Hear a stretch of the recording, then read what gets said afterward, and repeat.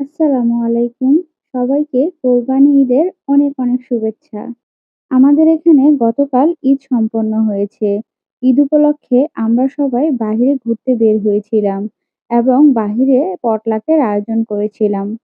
পটলাকের জন্য আমার আয়োজনের মধ্যে ছিল নোয়াবি সেমাই এবং চিকেন প্যাটিস আর সাথে ছিল কাবাব।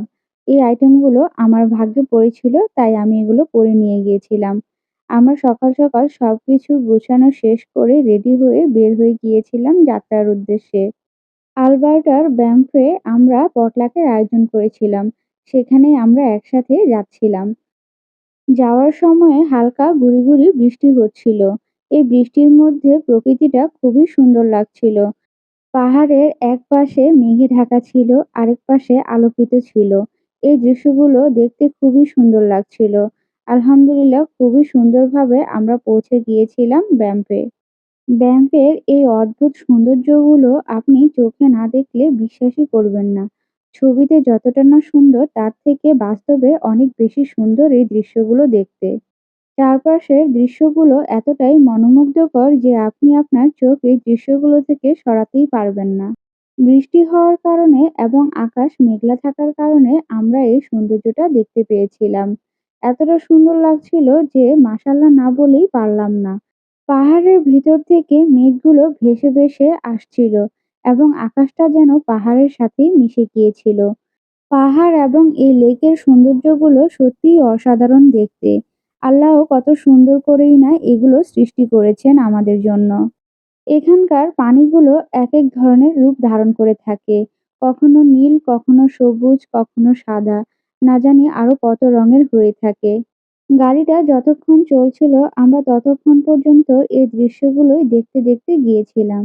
শেষ পর্যন্ত আমরা ব্যাম্পে চলেই এসেছি। আমাদের পিকনিক স্পটটা এই লেকের পাশেই ছিল। সেখান থেকে লেকটা খুব সুন্দরভাবে দেখা যাচ্ছিল। এখানে আসার পর আমরা চারপাশটা একটু হেঁটে হেঁটে দেখলাম। তারপর হালকা একটু ক্ষুধাও লাগলো, যার কারণে আমরা একটু নাস্তাও সেরে নিলাম। নাস্তা খাওয়ার পরপরই দুপুরের খাবারটাও সেরে নিয়েছি। প্রত্যেকটা খাবারই খুব মজার ছিল। একেকজন একেকটা আইটেম রান্না করে নিয়ে এসেছিল। আমরা পেট ভরে খেয়ে নিলাম। তারপর খাওয়া-দাওয়া শেষ করে আবার বের হলাম প্রকৃতিটা দেখার উদ্দেশ্যে। সারাটা দিন হালকা হালকা মেঘলা মেঘলাই ছিল এবং খানিকক্ষণ বাদে বাদে বৃষ্টি হচ্ছিল। বৃষ্টির কারণে পাহাড়ের উপরে মেঘগুলো খুব সুন্দরভাবে দেখা যাচ্ছিল, যেন পাহাড়ের উপর থেকে মেঘগুলো খসে খসে পড়ছে। খাওয়া দাওয়া শেষ করে এভাবেই আমাদের সময়গুলো কেটে যাচ্ছিল প্রকৃতি দেখতে দেখতে। সারাটা দিন খুব সুন্দর সময় কেটেছিল। আসার সময় মনটা একটু খারাপ লাগছিল যে ঈদটা প্রায় শেষ হয়ে গেল।